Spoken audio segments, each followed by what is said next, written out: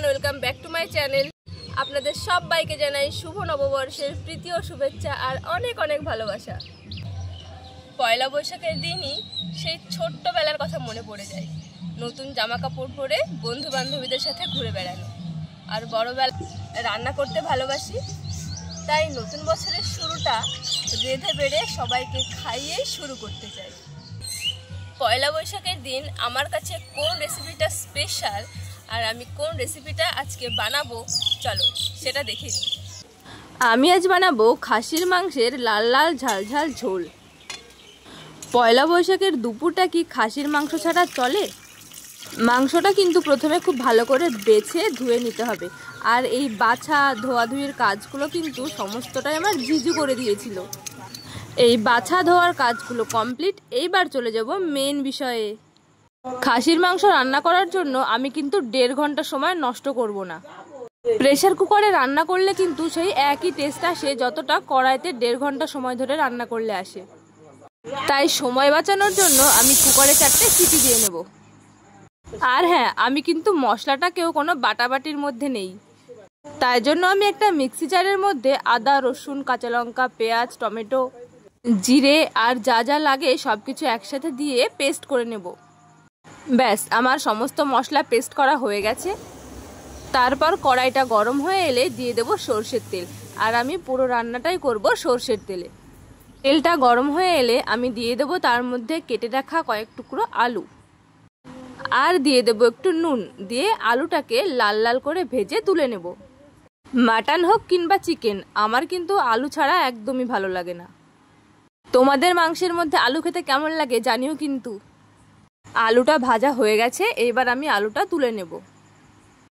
তারপর ওই তেলের মধ্যে আমি দিয়ে দেব একটু শুকনো লঙ্কা, একটু গোটা জিরে আর একটু তেজপাতা।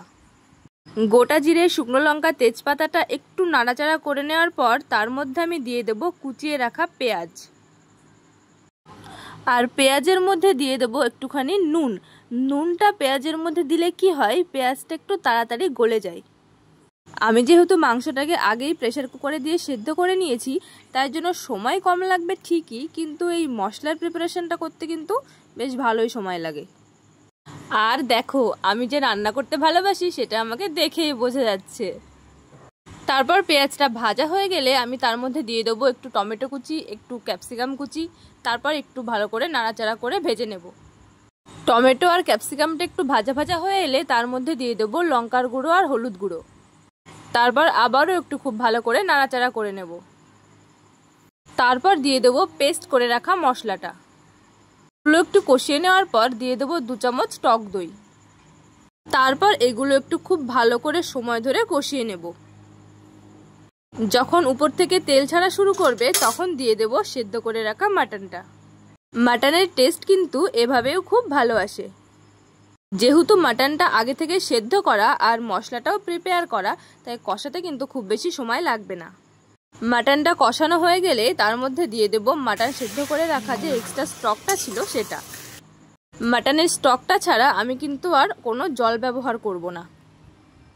আর কষা মাংস খাওয়ার জন্য তোমরা রান্নাঘরে বাটি নিয়ে দাঁড়িয়ে থাকো কে কে বলো কিন্তু। আর তোমাদের মাটন খেতে বেশি ভালো লাগে নাকি চিকেন, কোনটা? যাই হোক, এরপর মাটনের স্টকটাকে দিয়ে তার মধ্যে ভেজে রাখা আলুগুলো দিয়ে দেব। তারপর আমি সেদ্ধ করে নেব 20 মিনিট মতো। ব্যাস, তাহলেই কিন্তু রেডি হয়ে যাবে আমাদের মাটনের লাল লাল ঝাল ঝাল পাতলা ঝোল।